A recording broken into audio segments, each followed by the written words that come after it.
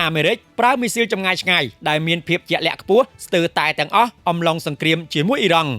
គេបានឲ្យដឹងថាកងទ័ពជើងគោកអាមេរិកបានប្រើប្រាស់អស់ស្ទើរតែទាំងស្រុងនៅស្តុកមីស៊ីលរយៈចម្ងាយឆ្ងាយដែលមានភាពជាក់លាក់ខ្ពស់របស់ខ្លួននៅក្នុងអំឡុងពេលនៃសង្គ្រាមរយៈពេល5ខែជាមួយអ៊ីរ៉ង់ដែលបង្កឲ្យមានការព្រួយបារម្ភអំពីការត្រៀមខ្លួនរបស់យោធាសម្រាប់ចំនួននាពេលអនាគតមីស៊ីលទាំងនោះភាគច្រើនជាអាវុធប្រភេទបាញ់ពីដីទៅដីរបស់កងទ័ពជើងគោកដែលគេស្គាល់ថាជាប្រព័ន្ធមីស៊ីលយុទ្ធសាស្ត្រកងទ័ពជើងគោកហៅថា ATACMS និងមីស៊ីលវាយប្រហារដែលមានភាពជាក់លាក់ខ្ពស់ហៅថា POSM យោងតាមប្រភពសំខាន់ពីក្នុងចំណោមប្រភពទាំងនោះអាមេរិកបានប្រើប្រាស់អាវុធទាំងនេះអស់ស្ទើរតែទាំងស្រុងទៅហើយកម្រិតនៃការខ្វះខាតគ្រាប់មីស៊ីលប្រភេទATACMS និង Precision Strike Missile របស់កងទ័ពមិនធ្លាប់ត្រូវបានរាយការណ៍ពីមុនមកទេគ្រាប់មីស៊ីលរយៈចម្ងាយឆ្ងាយទាំងនេះដែលមានតម្លៃជាង$1 លានអាមេរិកក្នុងមួយគ្រាប់គឺជាផ្នែកដ៏សំខាន់មួយនៃឃ្លាំងអាវុធរបស់កងទ័ពដោយវាអនុញ្ញាតឲ្យមានការវាយប្រហារយ៉ាងជាក់លាក់ពីចម្ងាយប្រកបដោយសុវត្ថិភាពមីស៊ីល ATACMS ដែលផ្គត់ផ្គង់ដោយសហរដ្ឋអាមេរិកបានដើរតួនាទីយ៉ាងសំខាន់នៅក្នុងសង្គ្រាមនៅអ៊ុយក្រែនដោយបានអនុញ្ញាតឲ្យកងទ័ពអ៊ុយក្រែនអាចវាយប្រហារគោលដៅនានានៅក្នុងទឹកដីរុស្ស៊ីបានមីស៊ីល POSM គឺជាចំនួនថ្មីនិងទំនើបជាងមុនដែលនឹងមកជំនួសមីស៊ីល ATACMS ដែលមានរយៈចម្ងាយហោះហើរខ្លីជាងការថយចុះយ៉ាងខ្លាំងនៃស្តុកមីស៊ីលដែលមានភាពជាក់លាក់ខ្ពស់និងមានរយៈចម្ងាយឆ្ងាយមានន័យថាប្រធានាធិបតីអាមេរិកលោក Donald Trump អាចនឹងត្រូវពឹងផ្អែកខ្លាំងលើបេសកកម្មទម្លាក់គ្រាប់បែកដោយប្រើអ្នកបើកបរយន្តហោះដែលមានហានិភ័យខ្ពស់ជាងប្រសិនបើលោកបើកការវាយប្រហារទ្រង់ទ្រាយធំលើប្រទេសអ៊ីរ៉ង់ឡើងវិញលោកត្រាំបានបើកការវាយប្រហារលើអ៊ីរ៉ង់ដោយសហការជាមួយអ៊ីស្រាអែលកាលពីខែកុម្ភៈដោយបានព្យាករណ៍ថាជំនួសនេះនឹងមានរយៈពេលខ្លីប៉ុណ្ណោះបញ្ហានេះបង្ហាញពីការព្រួយបារម្ភការថយចុះនៃស្តុកមីស៊ីលអាចកម្រិតសមត្ថភាពរបស់អាមេរិកនៅក្នុងការរារាំងគូប្រជែងរួមទាំងរុស្ស៊ីនិងចិនផងដែរប្រភពទី4ដែលដឹងពីបញ្ហានេះបាននិយាយថាទោះបីជាបញ្ជាការដ្ឋានកណ្ដាលដែលទទួលបន្ទុកលើកងកម្លាំងអាមេរិកនៅតំបន់មជ្ឈិមបូព៌ាបានប្រើប្រាស់ស្ទើរតែអស់នៅស្តុកមីស៊ីលប្រភេទបាញ់ពីលើដីដែលមានមុនពេលសង្គ្រាមឡើងក៏ដោយក៏ខ្លួនបំពេញស្តុកឡើងវិញបានប្រភពផ្គត់ផ្គង់របស់យោធាអាមេរិកនៅតំបន់ផ្សេងទៀតនៃពិភពលោកនៅពេលត្រូវបានសួរនាំឲ្យផ្ដល់មតិយោបល់លើទិន្នន័យស្តុកអាវុធទាំងនេះសេតវិមានបានចេញសេចក្តីថ្លែងការណ៍មួយពីលោកត្រាំដោយលើកឡើងថាសហរដ្ឋអាមេរិកមានគ្រាប់រំសេវនិងអាវុធច្រើនជាងគេបំផុតនៅលើពិភពលោកនិងមានច្រើនលើសលប់ពីតម្រូវការរបស់យើងទៅទៀតលោកត្រាំបានមានប្រសាសន៍ថានៅពេលដែលក្រុមហ៊ុនផលិតអាវុធការពារជាតិរបស់យើងកំពុងផលិតគ្រាប់រំសេវនៅក្នុងបរិមាណច្រើនជាងពេលណាទាំងអស់កន្លងមកព្រមទាំងកំពុងពង្រីកទីតាំងរោងចក្រនិងឧបករណ៍ផលិតកម្មរបស់ពួកគេដល់កម្រិតខ្ពស់បំផុតមិនធ្លាប់មានអ្នកវិភាគយល់ស្របថាគ្រាប់រំសេវមួយចំនួនរួមទាំងគ្រាប់កាំភ្លើងធំនិងមីស៊ីលជាច្រើនប្រភេទកំពុងត្រូវបានផលិតក្នុងកម្រិតខ្ពស់បំផុតមិនធ្លាប់មានប៉ុន្តែពួកគេបានប្រមានផងដែរថាការផ្គត់ផ្គង់អាចនឹងមិនគ្រប់គ្រាន់សម្រាប់តម្រូវការក្នុងសង្គ្រាមដែលអស់បន្លាយពេលយូរនោះឡើយក្រុមហ៊ុន Lockheed Martin ដែលជាអ្នកផលិតមីស៊ីល ATACMS និង POSMS ព្រមទាំងប្រព័ន្ធការពារមីស៊ីលផ្លោងប្រភេទ THAAD មិនបានឆ្លើយតបភ្លាមៗចំពោះសំណួរអំពីការលើកឡើងរបស់លោកត្រាំឬអំពីកម្រិតនៃការផ្គត់ផ្គង់នោះទេ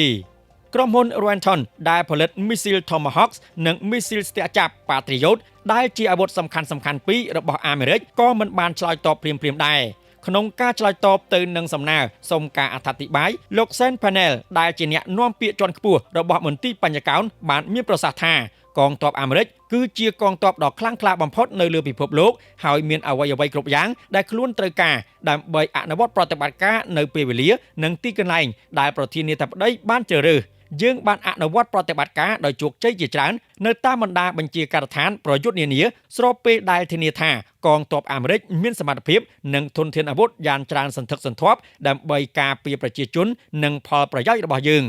តួលេខស្ដីពីការផ្គត់ផ្គង់អាវុធទាំងនេះត្រូវបានគេលើកយកមកពិភាក្សានៅក្នុងរដ្ឋបាលសហព័ន្ធកាលពីសប្តាហ៍មុនក្នុងអំឡុងពេលនៃការពិភាក្សាដ៏តានតឹងនៅក្នុងរដ្ឋបាលរបស់លោកត្រាំអំពីរយៈពេលដែលសហរដ្ឋអាមេរិកអាចបន្តការវាយប្រហារលើប្រទេសអ៊ីរ៉ង់បានទៀតដោយមិនត្រូវឲ្យស្តុកអាវុធធ្លាក់ចុះដល់កម្រិតដែលប៉ះពាល់ដល់សមត្ថភាពរបស់យោធាក្នុងការឆ្លើយតបទៅនឹងវិបត្តិនៅតំបន់ផ្សេងទៀតប្រភពមួយបានឲ្យដឹងថាការប្រើប្រាស់ស្តុកអាវុធប្រភេទ ATA CMS និង POSM ឆ្លុះបញ្ចាំងពីការសម្រេចចិត្តរបស់រដ្ឋបាលលោកត្រាំក្នុងការជៀសវាងវិធីសាស្ត្រវាយប្រហារដែលមានហានិភ័យខ្ពស់លើគោលដៅនានារបស់អ៊ីរ៉ង់ដូចជាការប្រើប្រាស់យន្តហោះដែលមានអ្នកបើកបរដើម្បីទម្លាក់គ្រាប់បែកជាដើម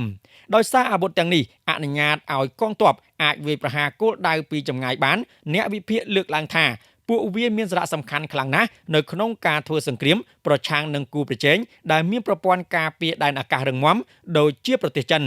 យោងតាមរបាយការណ៍មួយកាលពីខែមីនាដោយមជ្ឈមណ្ឌលសម្រាប់ការសិក្សាយុទ្ធសាស្ត្រនិងអន្តរជាតិហៅថា CSIS អាវុធទាំងនេះត្រូវបានគេប្រើប្រាស់ដើម្បីវាយប្រហារគោលដៅនានានៅក្នុងប្រទេសអ៊ីរ៉ង់យោងតាមរបាយការណ៍បរិមាណស្តុកនៃគ្រាប់មីស៊ីលប្រភេទ POSM មានកម្រិតទាបនៅដំណាក់កាលដំបូងដោយសារវាជាប្រភេទគ្រាប់យោធាដែលទើបតែនឹងមានថ្មីៗ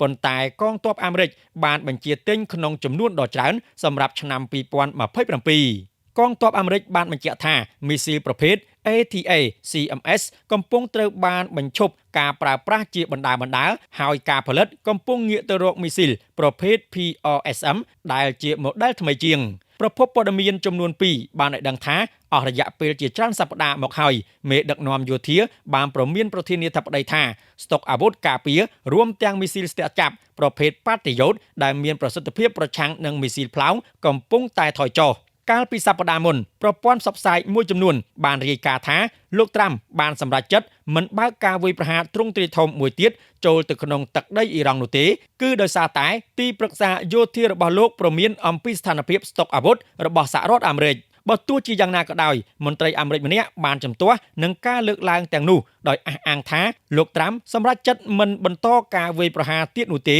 ដោយសារតែមានសម្ពាធពីបណ្ដាប្រទេសនៅតំបន់ឈូងសមុទ្រចំនួននៅមជ្ឈមបូព៌ាបានបង្កឲ្យមានការជជែកវែកញែកដេញដោលយ៉ាងខ្លាំងក្លាអំពីអំណាចរបស់លោកត្រាំនៅក្នុងការប្រើប្រាស់ប្រតិបត្តិការយោធាប្រឆាំងទៅនឹងអ៊ីរ៉ង់ដោយគ្មានការអនុញ្ញាតពីសភារហូតមកទល់នឹងពេលនេះមិនទាន់មានសំណើណាមួយសម្រាប់ការប្រកាសសង្គ្រាមឬការស្នើសុំការអនុញ្ញាតឲ្យប្រើប្រាស់កម្លាំងយោធាត្រូវបានដាក់ជូនទៅកាន់សភានោះទេកាលពីសប្តាហ៍មុនស្ថាប័ន CSIS បានចេញផ្សាយរបាយការណ៍មួយដែលប៉ាន់ប្រមាណថាចាប់ពីខែកុម្ភៈដល់ខែកក្កដាមីស៊ីលស្ទាក់ចាប់ប្រភេទ Patriot ប្រហែល 65% ត្រូវបានប្រើប្រាស់ហើយចំនួនមីស៊ីលស្ទាក់ចាប់មីស៊ីលផ្លោងប្រភេទ THAAD នៅក្នុងស្តុករបស់សហរដ្ឋអាមេរិកគឺមានចំនួនតិចជាងយ៉ាងហោចណាស់ 38% បើធៀបនឹងពេលចាប់ផ្ដើមសង្គ្រាមPatriot និង THAAD គឺជាប្រព័ន្ធសម្រាប់រកឃើញនិងកំទេចមីស៊ីលដែលហោះចូលមកហើយពួកវាស្ថិតក្នុងចង្កោមអាវុធដែលមានប្រសិទ្ធភាពបំផុតនៅក្នុងឃ្លាំងអាវុធរបស់ប្រទេសនេះប្រភពព័ត៌មានចំនួន2បាននិយាយថាបើទោះបីជាទីភ្នាក់ងារសារព័ត៌មាន Reuters មិនបានរកឃើញនៅតួលេខដែលផ្គត់ផ្គង់ទាំងនោះដោយផ្ទាល់ក៏ដោយប៉ុន្តែតួលេខទាំងនោះគឺស្របគ្នាទៅនឹងទិន្នន័យផ្ទៃក្នុងរបស់សហរដ្ឋអាមេរិកប្រភពមួយក្នុងចំណោមប្រភពទាំងនោះបាននិយាយថាសហរដ្ឋអាមេរិកក៏មិនបានប្រើប្រាស់អស់ស្ទើរតែពាក់កណ្ដាលនៃស្តុកសកលរបស់ខ្លួនសម្រាប់មីស៊ីលប្រភេទ Tomahawk ដែលជាមីស៊ីលហោះក្នុងកម្រិតទាបឬ Cruise Missile និងជាទូទៅបានបាញ់ចេញពីនាវាចាប់តាំងពីការចាប់ផ្ដើមសង្គ្រាមមក Reuters មិនបានផ្ទៀងផ្ទាត់តួលេខនោះដោយឯករាជ្យនោះទេTomahawk គឺជាអាវុធរបស់កងទ័ពជើងទឹកដែលត្រូវបានបាញ់ចេញពីនាវាពិឃាតនាវាចម្បាំងធុនធំនិងនាវាមួយទឹកហើយវាបានដើរតួនាទីជាយូរមកហើយនៅក្នុងនាមជាមធ្យោបាយចម្បងរបស់កងទ័ពជើងទឹកដើម្បីវាយប្រហារគោលដៅដែលមានការការពារយ៉ាងតឹងរ៉ឹងដោយមិនចាំបាច់ប្រថុយជីវិតអ្នកបើកបរយន្តហោះឡើយRenton ដែលជាអង្គភាពនៃ RTX បានឈានដល់កិច្ចព្រមព្រៀងរយៈពេលជាច្រើនឆ្នាំជាមួយនឹងមន្ទីរបញ្ចកោណនៅក្នុងគោលបំណងជំរុញផលិតកម្ម Tomahawk រួមជាមួយនឹងការកើនឡើងនៃគ្រាប់បែកផ្សេងទៀតខណៈដែលទីក្រុង Washington កំពុងប្រណាំងដើម្បីបង្កើតឃ្លាំងស្តុកទុកឡើងវិញ។